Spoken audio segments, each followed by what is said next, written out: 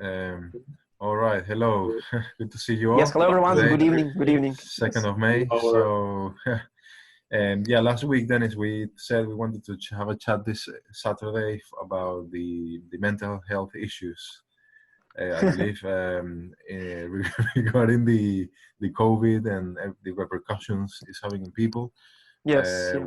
yeah, we talked about the split groups, solutions to mitigate. I'm looking at another screen here, and Yeah. yeah, how the Russian community is reacting, and also in the Yes. Yes. UK, how is it being dealt with?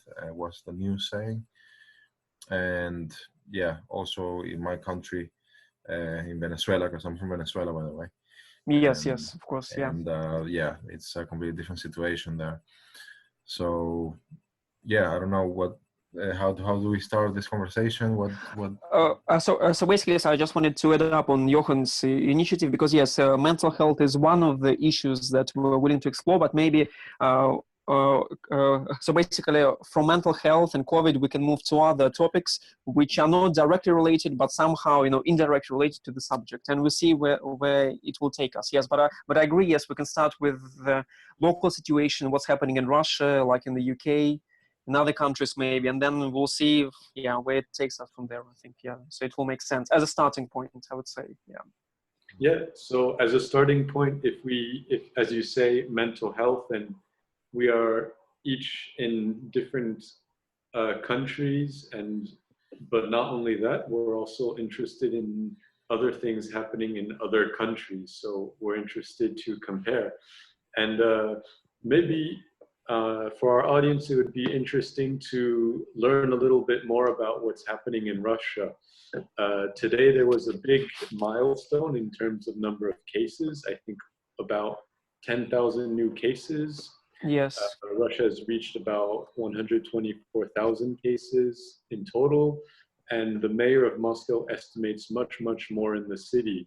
So, Denis, as someone who's in Moscow, and so Yes. am I, what is the general atmosphere that you're seeing, and how do you feel about the communication job that leaders are showing to their citizens?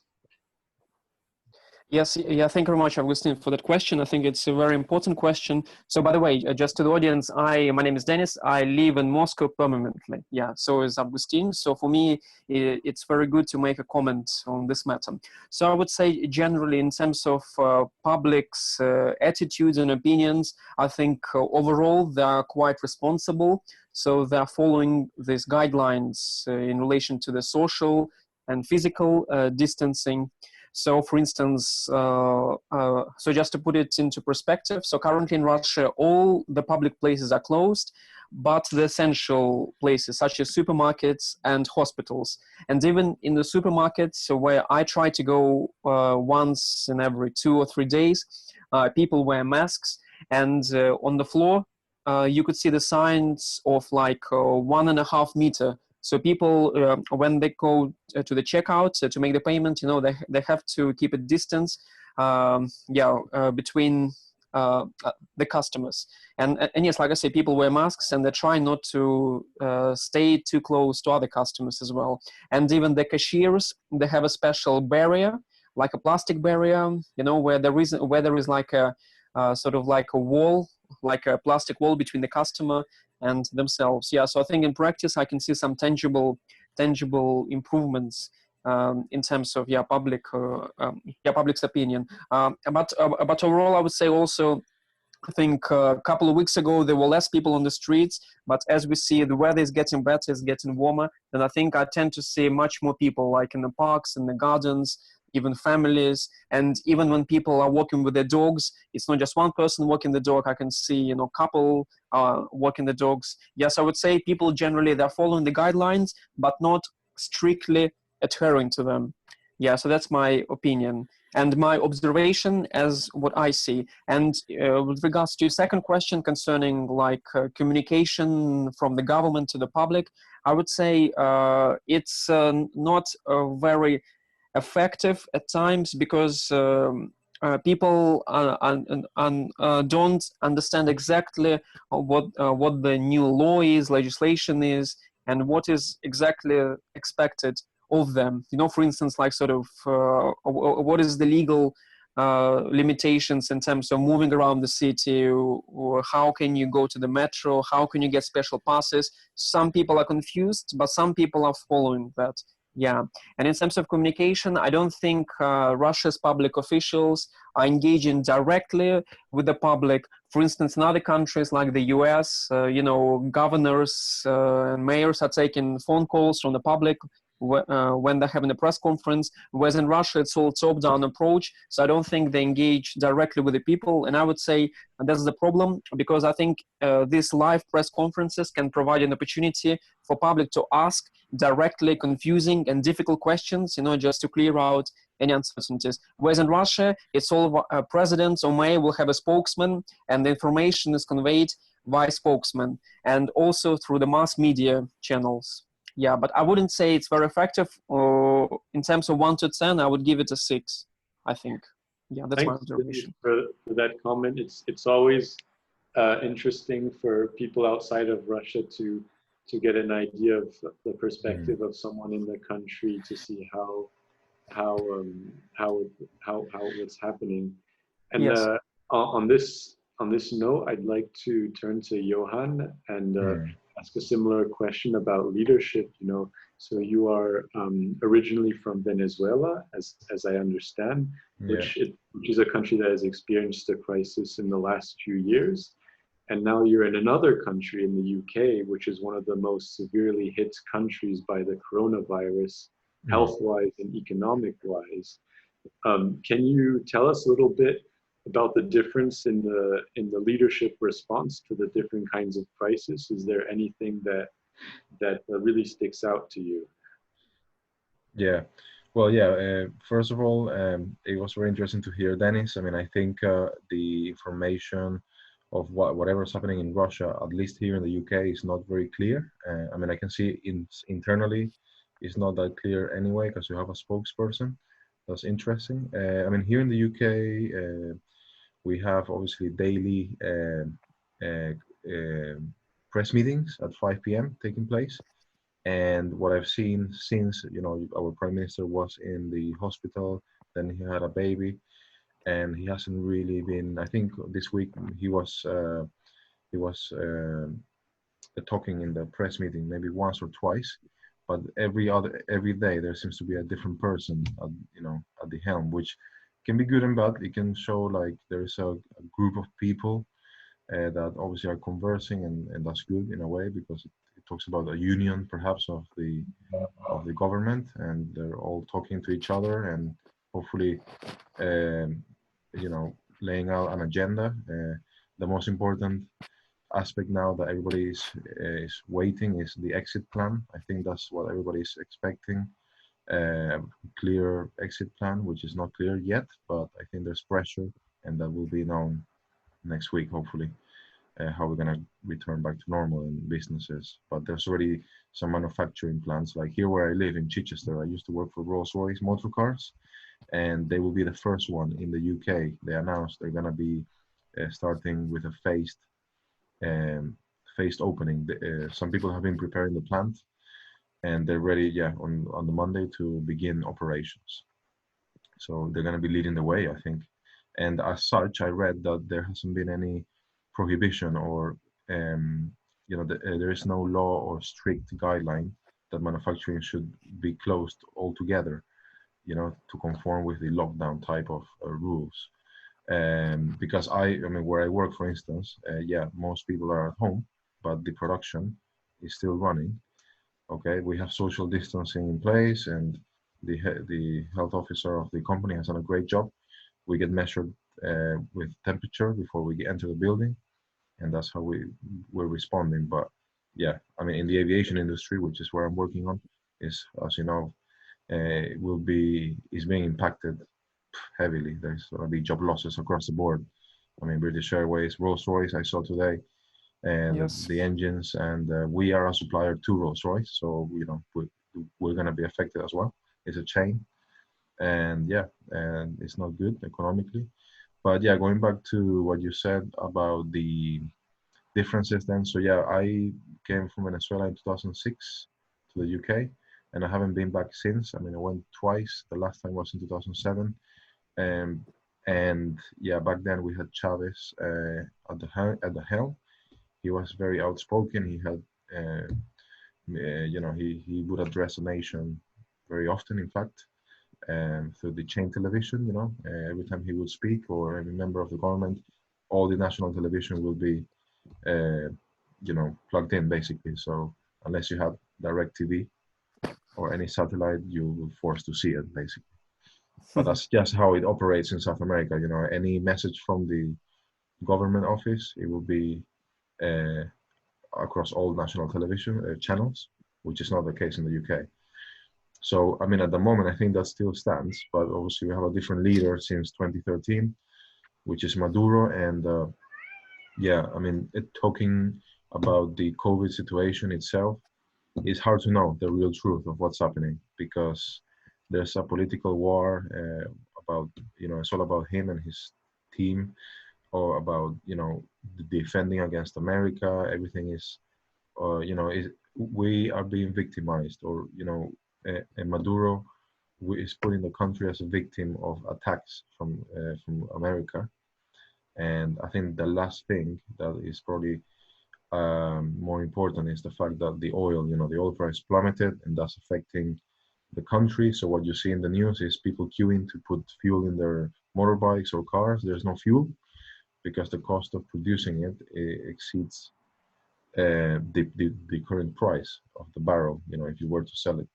So, it's deepened the economic crisis that's already been there because of the bad practices, to make the country productive. So in the COVID, then, I mean, what I can tell you is before the COVID, the public hospitals were already in a terrible state. There was already a selection. Okay, it's a case of, do we have the enough rooms, and do we have air conditioning? Critical already. So I don't want to think with the COVID situation, you probably have people that if they have it and they're critical, they're gonna die even before they get to the hospital. And Ecuador, which is another country, neighboring country in Latin America, they had this situation in a city called Guayaquil. People were literally dying in the streets, not even getting to the hospital or getting the attention that they deserve. So yeah, it just like it has collapsed here, I would expect exactly the same of Latin America, but it's not public. In BBC here, I don't see any details of what's happening.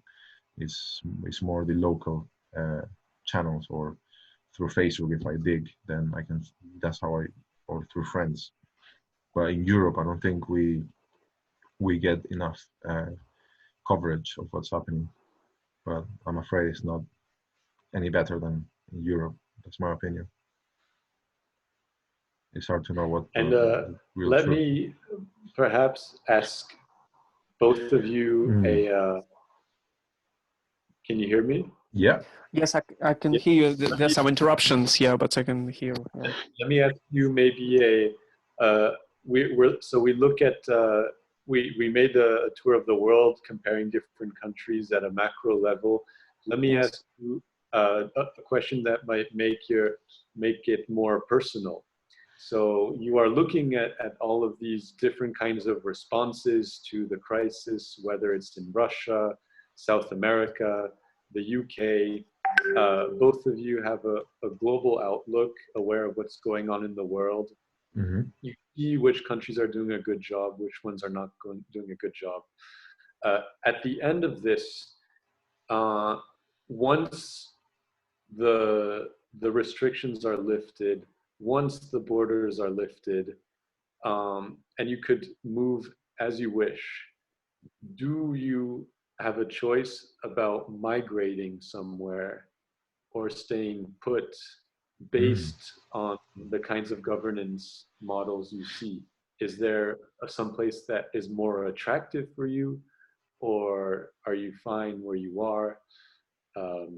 How would you would you make a choice of migration? Okay. Well, do you want to start, Jochen, or shall I start? Dennis, go ahead.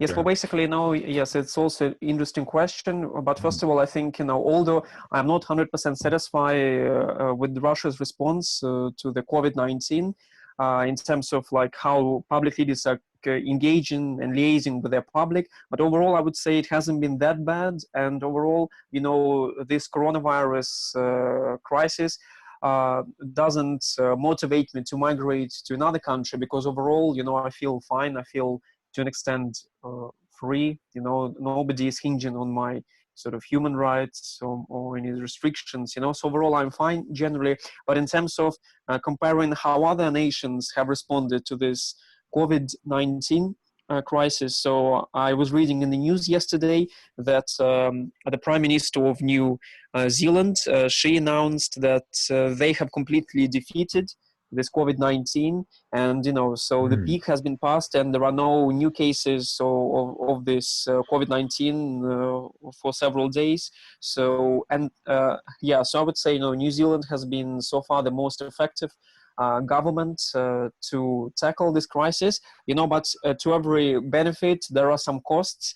It has also been reported that the reason why they managed to defeat this crisis is because of their remote location, because they're not very close to other countries, let alone continents. And they had also imposed, I think, if not one of the, but the strictest lockdown, and they did it much earlier, and they did it very strictly. So I think there was even some limitations to how many times a week you can go to the supermarket to buy essential stuff. So if I was living in New Zealand, I wouldn't be very happy with that approach, because I value my liberty, my freedom. So although government of New Zealand has tackled the crisis most effectively, if you look at the figures, I wouldn't be happy, living in this country for indefinite period of time.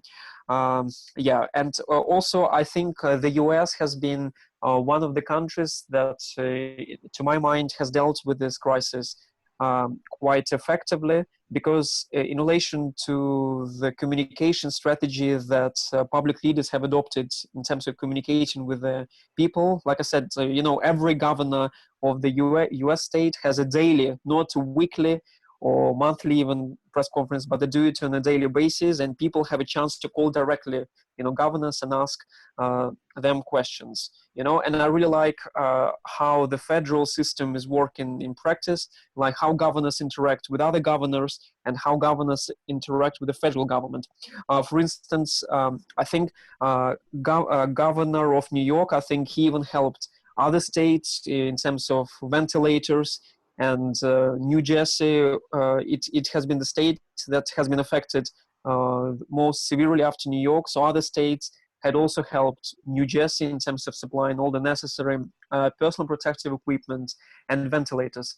And I also like how states in the US interact within each other. For instance, as Johan mentioned, like the UK's Prime Minister is formulating now the approach how to reopen the economy in phases. And in the US, some states are going to do it together in close coordination. For instance, New York is going to coordinate closely with New Jersey how they're going to reopen the economy, because I think it's all interrelated, so they have to do it like indirect communication. And also, like, even I live in Russia, but just watching this press conference, I get so much information, and it's very accessible information. So they don't use any complicated terms or languages. They try to communicate to the public in such a way that all information is being communicated clearly. And one final point I'd like to mention, because to those who don't know, I'm half Indian, so I also follow what's happening in India.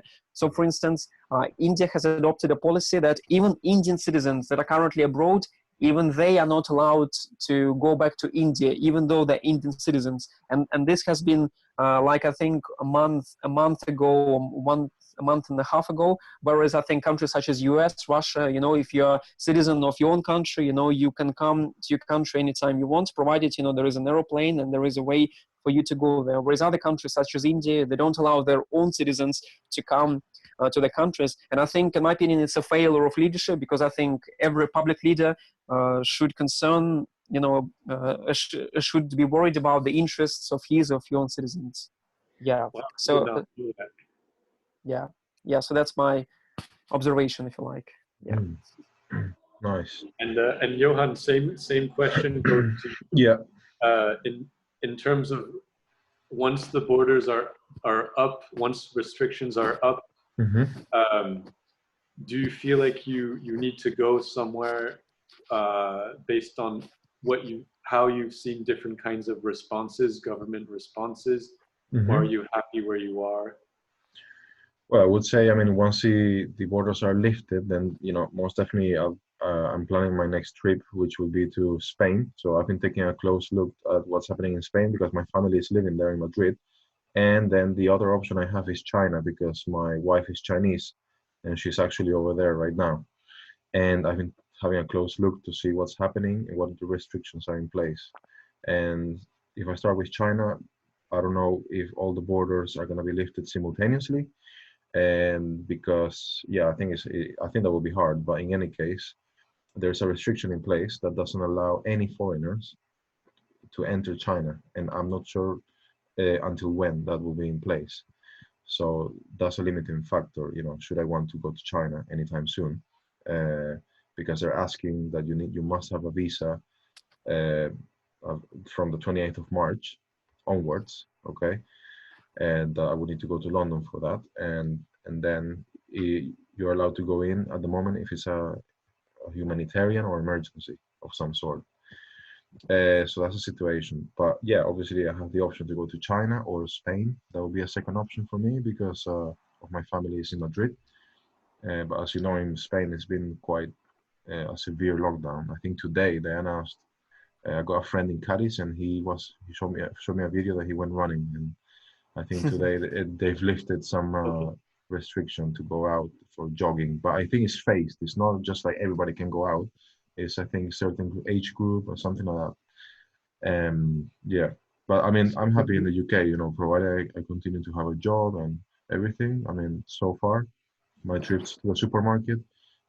Going back to what you said, Dennis, is very similar here in the UK with the with one-way system in some supermarkets and some Yes. protections and some tape on the floor to make sure you keep a distance on the checkouts with a plastic division, Yes. and it seems to work well. And yeah,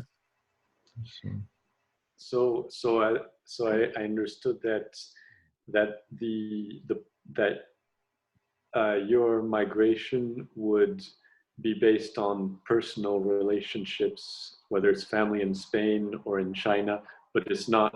But one the example of a country that does very well in this crisis is not an incentive to go there, as far as I understand. But I want to go back to a point that Denis was talking about. He was mentioning the local governance as Yes. in the US as having very effective responses to the virus, because after all, governors have to do the day-to-day management of the Yes. crisis. And it would be interesting to look at Russia through this lens. Do you find that regions are having to manage the crisis more, and if so, does this increase trust of regional government among the population? And if yes, then how do you find that balance between a very centralized state like Russia, which has a concentrated power, and then regional governance to attack the crisis? Yes, I think you rightly mentioned that Vladimir Putin, president of Russia, he gave some additional powers, so additional autonomy to Russia's governors. And by the way, if you don't know, Russia is a federal system like the US. So yes, but I think Russia is a very special case because you need to take into consideration the political system, the mindset of the bureaucrats, and also the historic perspective as well. Because, okay. sorry. Is it still recorded? Sorry, by the way. Yeah, Yes. still recording. Yeah, sorry, I just got a notification about Zoom. There's no restriction about the time. Okay, perfect. Okay, Yeah, perfect. go Yeah, ahead. Yeah. yeah. So basically, yes. So in Russia, people are looking, governors are looking primarily at Moscow like what Moscow's mayor is doing in terms of sort of managing the crisis on a day-to-day basis, and they're using the Moscow's response as a benchmark.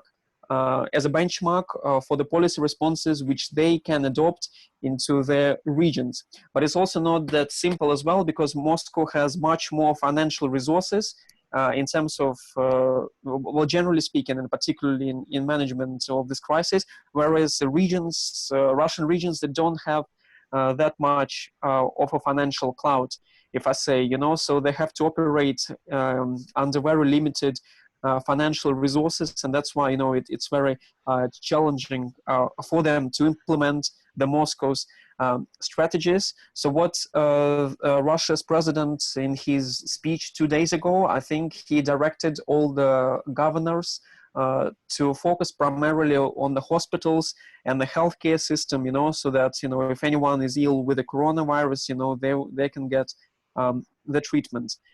So I think all the financial resources are being prioritized into this into the healthcare system.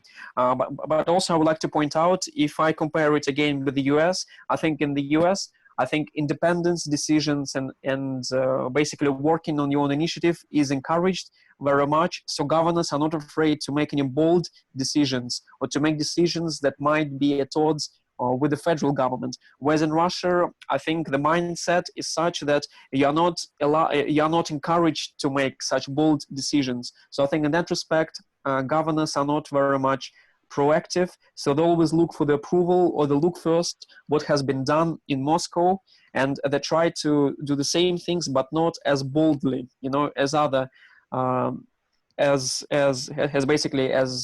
Moscow is doing. And I think before making any bold decisions, I think they would first have to seek an authorization from President Putin or from the politicians who work in the federal government. Yes. In that sense, I don't think the response will be very much, as effective as in other countries. So I think the message, what I'm getting or what I read in the papers, is that I think governors are trying to mitigate the crisis in terms of achieving the short-term objectives. So how to contain the virus, how to decrease the number of cases, but I don't think they're looking forward how to rebuild the economy post-crisis. So I don't think they look strategically. They just focus on the number of cases and on the day-to-day operations. And maybe also we don't know all the statistics, so maybe some situations are much worse. But one final point I would like to say is that I have a friend who lives in Yekaterinburg. It's another major industrial city of Russia. It's a birth city of Russia's first president, Boris Yeltsin, by the way. And he tells me that Yekaterinburg, there isn't any lockdown in Yekaterinburg, so most of the places, public places like parks, are opened. People are not self-isolated. There's no quarantine, so people can go in the parks. They can have family gatherings, picnics.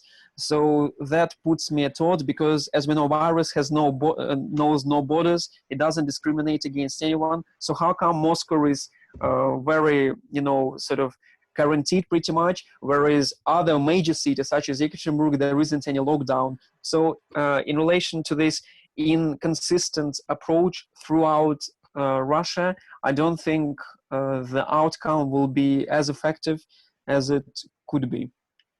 Yes, I think that's my response would be. You mentioned Moscow has more resources and capacities to deal with the crisis than the other regions, and a lot of the regions are very cautious about taking decisions. Yes. And you talked about the post-pandemic time, and I wanted to ask Johan.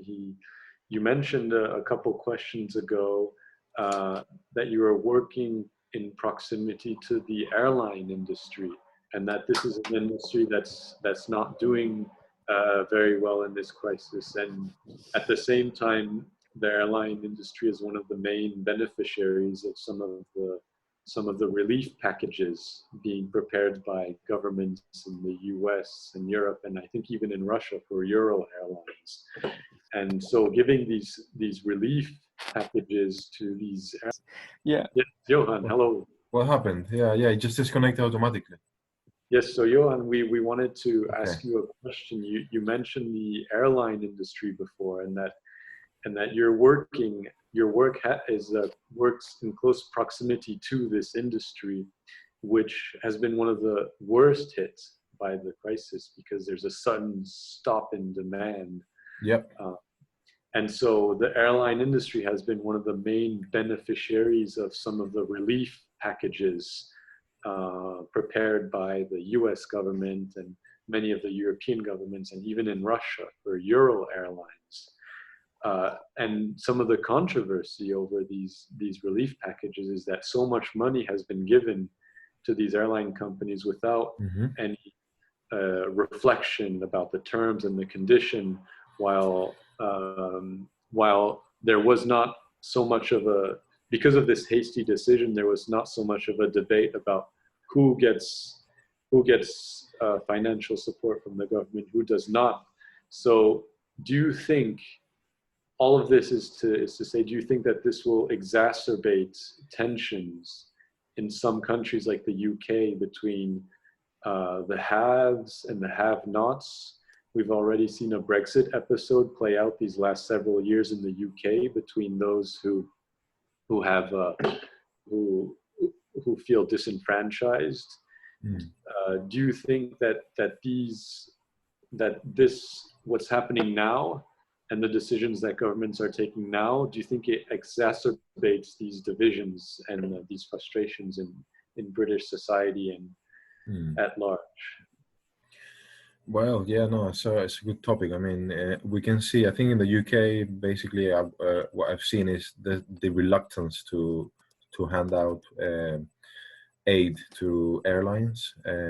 They rather want to see private investors supporting the airlines first, and then if that fails, then they would step in. But it doesn't seem like they would just go running and support the airlines, because I think they are not part of, they're not government run, like in some countries, like British Airways, for instance, is privately owned. So I'm not sure how that would work.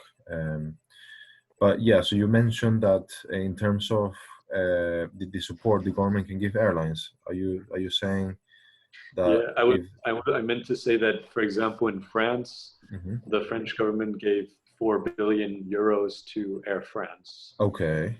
They have a similar support of the U.S. government for Yes. U.S. airlines, Russia as well. So, my question in a broad sense is, do you think that these decisions of distribution of resources, will it accelerate frustration and divisions within societies? Will we come out at the end of this with more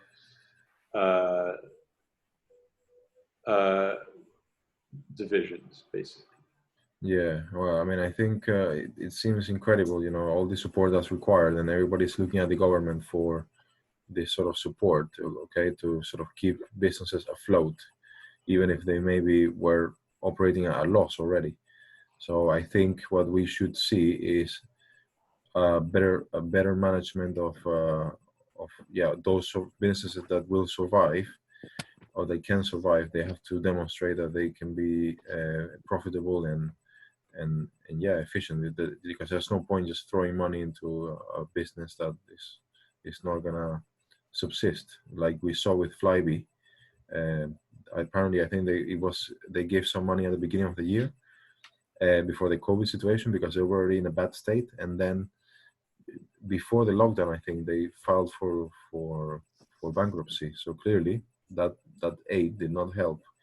So probably the government is right in assessing that if they're gonna support a company, it needs to be monitored and it needs to be effective, because it failed already. I don't know where that money went, and the company went under anyway. So I think what we're gonna see is a restructuring. A lot of airlines will close forever, and yeah, like I know in Germany, Lufthansa, the chairman said that that Lufthansa will be smaller in the future. If they were going to survive, they will be a much smaller airline. I think that's the same case for many industries. I think many industries have overstretched and overpromised just to please the investors. But the reality is that they just acquired more debt, more operating costs, and operation expenses that would not let them survive something like this. I mean, I think no one can survive this anyway, but some airlines can go further, such as Ryanair is one of the strong ones. I think they have more cash in the bank, and that's what it comes down to, really. How long can you survive in a situation of no demand like this? Because there's a lot of expenses to keep the planes running. So yeah, it's a difficult business anyway to be an airline. So. Augustine, sorry, but what you mentioned about divisions, I didn't understand that part. What did you mean when you asking, would it exacerbate divisions? So what did you mean specifically by that? Because before this crisis, you already had divisions in societies in the US, yes. Europe, yes. where they became apparent during some key elections, like 2016 in the US, yes. 2017 in France, the Brexit votes, Germany in, I think, 2018, 17 or 18, and Italy, of course, in 2018. So you clearly have some election results that are showing kind of a broad-based disenfranchisement of a large part of populations. So my question is basically, do you think that this crisis, the economic ramifications of this crisis, exacerbates these ills in society, or does it unite society, or can there be something positive that comes out of it? Well, I think it's a mixed actually, because I think if you take the perspective of the employees, for the ordinary people who work for the airlines, for them it's a job, that's how they make the living. So in that sense, I think it's an essential measure that governments have to take. But whereas other people, they don't use airlines, like working class people, blue collar. So I think for them they would say, why governments are giving so much money away to these top airlines when they had already made billions of dollars or pounds. What about us, normal people? So I think it's all relative who you ask.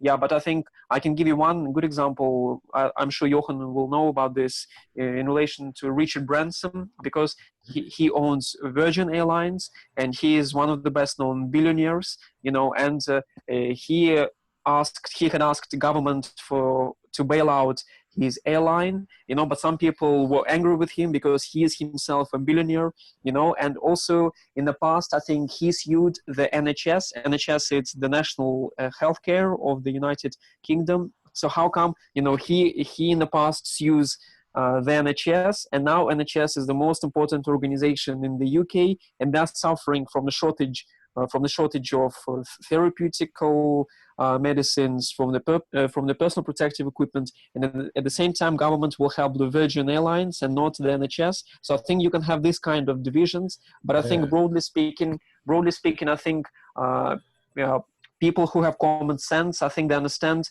it is a necessary measure. And I think, when government is helping airlines, they're not just helping airlines. These airlines work with suppliers, with contractors, and contractors are also dependent on the airlines' financial stability. So I think it's all, you have this multiplier effect, and one of the, yes, but one of the final thing I would say, I'm sure Steven Mnuchin. He is like the Treasury Secretary of the United States, and he made a comment, I think, a couple of days ago, when the U.S. government announced the measure to help small businesses. I think some of the America's richest company had also applied for this relief package, and he cited specifically Los Angeles Lakers. I think it's one of the most successful basketball club in the United States. Yes, and they had applied for this relief package, and Steven Mnuchin was outraged. Like he said, although I like LA Lakers, but how come they had applied for this relief package and they had asked them to return the money, and they actually did return the money. And instead, I think some governments are encouraging companies who are relatively well off not to seek the government financial assistance, but look for the funds from the capital markets, from the private investors, from banks, so they can get loans, not with high interest rates, but they should also seek financial assistance elsewhere, not just from the government. After they had demonstrated that they had exhausted all these, help sources, then only then they can apply for government. Yes, but I think concluding answer to your question, I think it's so relative. It depends who you ask in terms of divisions. But on balance, I don't think it exacerbates that much, divisions. I think it's all modest impact, I think, that will have. Okay. And so one of the big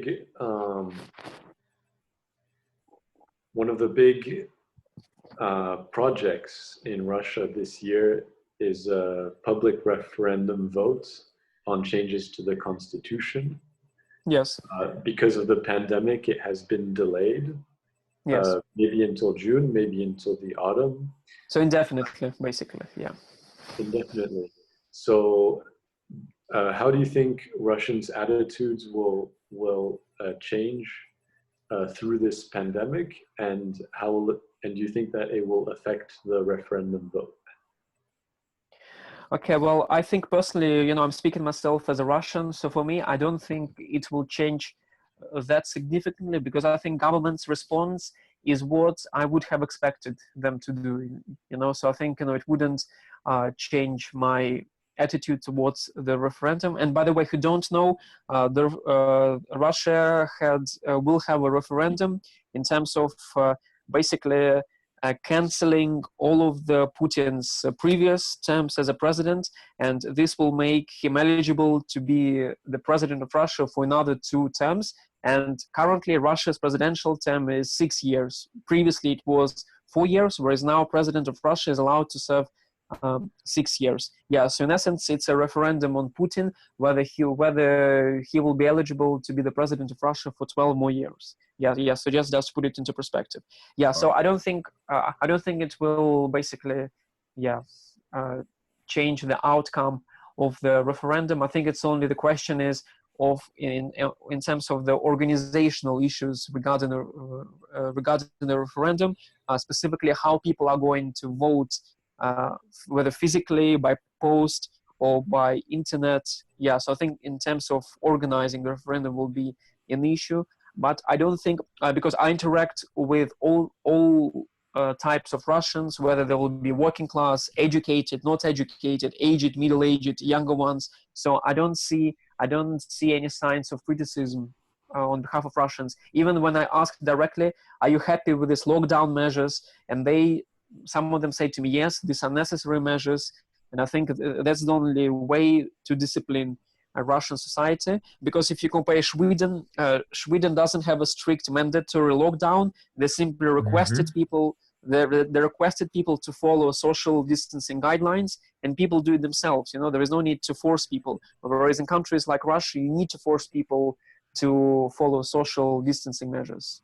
Yeah, so that raises an interesting question about what makes citizens trust the decisions of government.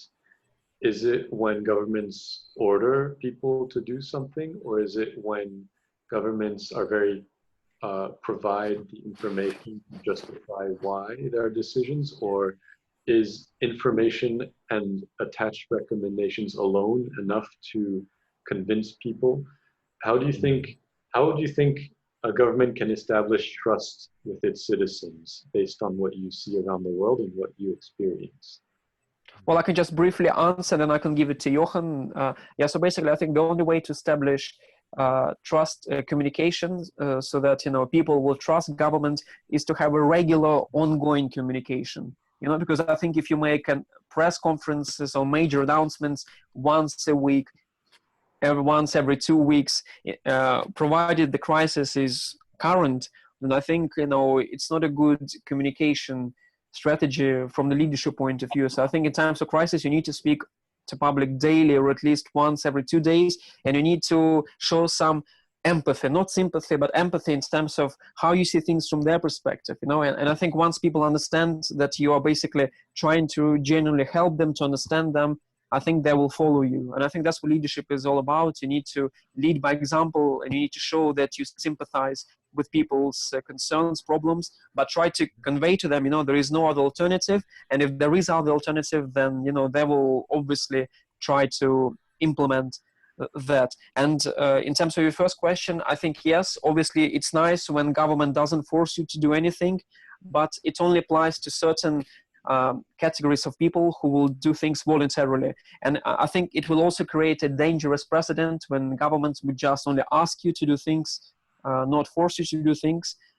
So I think, yes, I think some steps will have to be mandatory on behalf of governments. Yes, and because Russia is a big country, you know, ethnically diverse.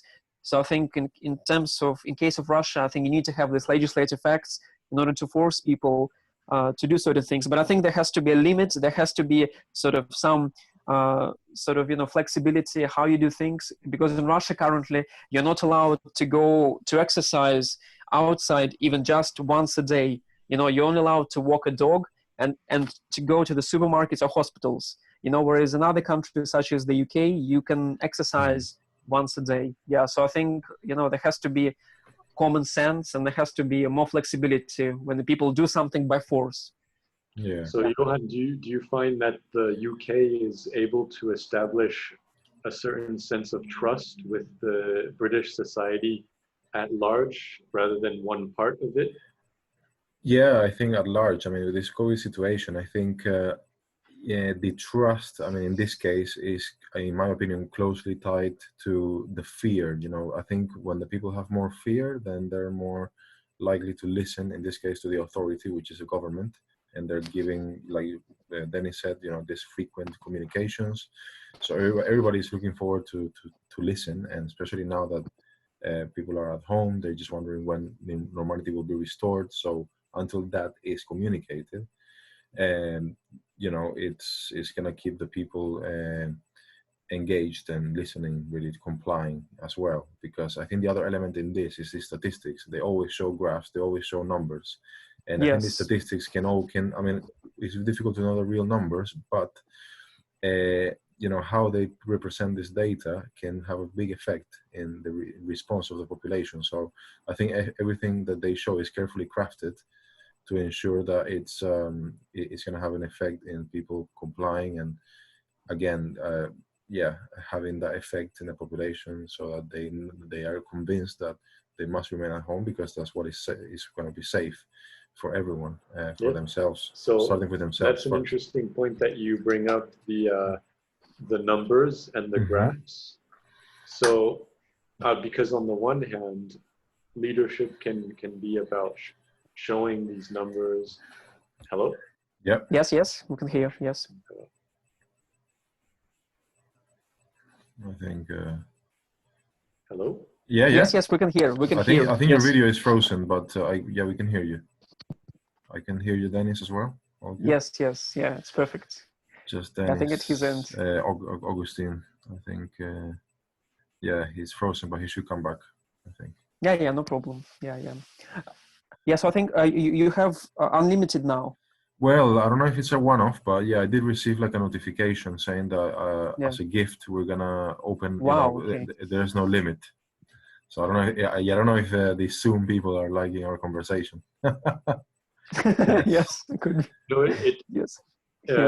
Both of your answers, we got a few key principles about leadership.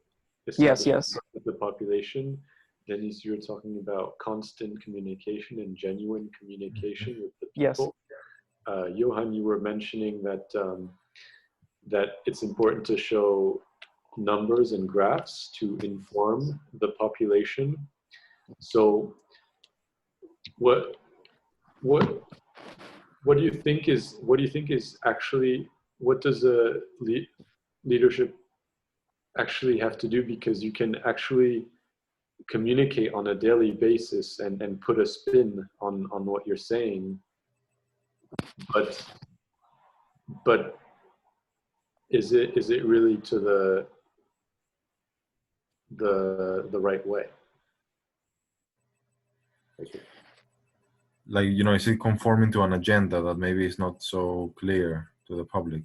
Is that what you're saying? Like, there's an agenda, so they want to keep they show certain things to keep the lockdown, for instance, to minimize. Yeah, so basically they can manipulate the data figures to suit their to suit their policy that they had already chosen. Yes, and they can. I think what Agustin is trying to say, they can basically show the facts, but not show you all the facts. So basically, not tell you the big picture. They can only show you things that will support their policy. So how people.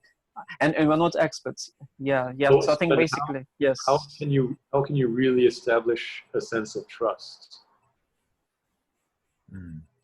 Yeah, sense of trust. I think you have to do it by sort of by showing the right body language as well. When you communicate things, you need to basically show that you want to genuinely help people. And I think also when you show data and graphs, I think that's why the role of mass media, free media is so important in the public, because like I say, in the US and the UK, I think after they show graphs, they have media and people, even foreign media, by the way, there are journalists from other countries, and they can quickly on the spot, they can scrutinize each and every number, each and every figure, they can challenge question. And I think public official will have to basically, he has to be accountable, he has to quantify every figure mentioned. Whereas in other countries, mainly with autocratic, semi-autocratic regimes, they don't have press in these press conferences. And if there are questions, then questions are usually pre-planned and agreed in advance. Yeah, so I think one of the ways to scrutinize those data is to have media and public can watch, how media and government interact with each other. And I think not just media that's friendly to the government's policies, but also opposition media, not extreme opposition, but balanced, objective opposition, who would challenge the government. Yes, and I think final point I would mention is that every promise, every plan must be accompanied by swift action or a decision, so people can see, these are not just words, they can see difference, live happening. That's the way how you can get trust from people, is to accompany words and promises by action and decisions, and communicate the outcome of that decision in times of crisis. I think what more can you do? I think that's the best government could do. That's my view, I think. Yeah, I sort of agree with that. You want to keep people, close to you and, expecting more outcomes, and some sort of result that is also going to benefit the public, some sort of hope, I think, that things will get better in this case. And as you said, I need to give people hope. Yeah, hope is very important, because you need to make people believe there is something to look forward to. Although there are problems, there's a crisis, but people will have to have hope in terms at the end of the tunnel. Yes, like movie Shawshank Redemption. When topic of hope had been the theme of that film. Okay. There was a prison break. So I don't know if you watched it, but yeah, there was a big theme about hope. That film.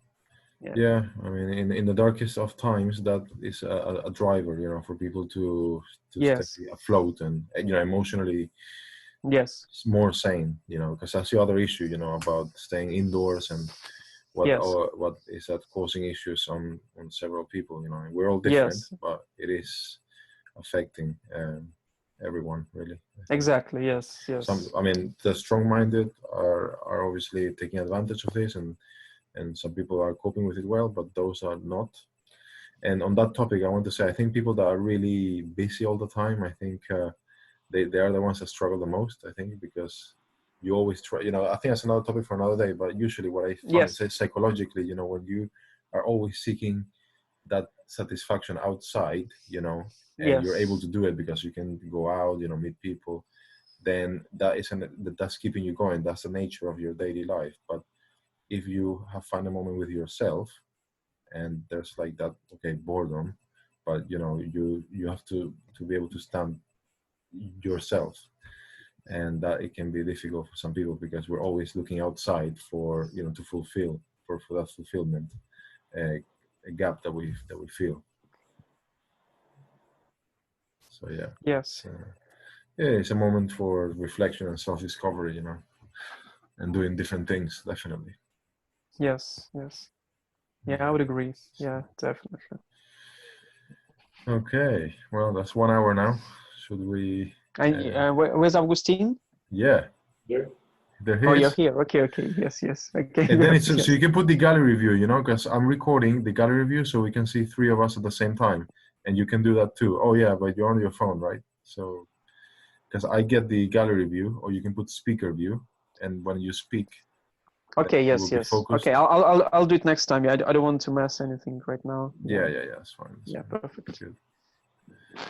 Yeah, Okay. so I think, yes, as you say, you know, time, like, you know, sort of psychological pressures, and also post-lockdown period, because it would be interesting to explore how will the society economy will look like, you know, post-lockdown period, because I think, you know, if this crisis is not just like that, I think it's also for a reason, and I think I'm sure people will be more aware of social distancing, and they will, because, you know, a virus, it's like it has been exposed like coronavirus, but I think it can be applied in any virus, how microbes are being spread. You know, we shake hands, you know, we kiss, you know, our partners, even female colleagues sometimes. So I think this will be a big reload. It will be a big reflection on the in the world, you know, how people are going to live, not just communicate, but have a life, you know. So I think it's another subject for another day, but it's a big subject, I think. Yeah.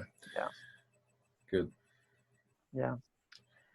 Yeah, I think for now, you know, if we can just leave for our audience, you know, feel free to leave your comments or any ideas for next Yes. our next video, and Yes. yeah, Yes. we will answer them. Yes. Yes. Augustine, did you want to make conclusion, or? No, I was just going to make a general remark. Yeah. Yes. But once off the record. It's still on the record, I think. Yeah. Yeah. Or should we just stop now? Yeah. I'll stop recording, and then you want to say something? Yeah. Yeah. I'll stop now. Okay.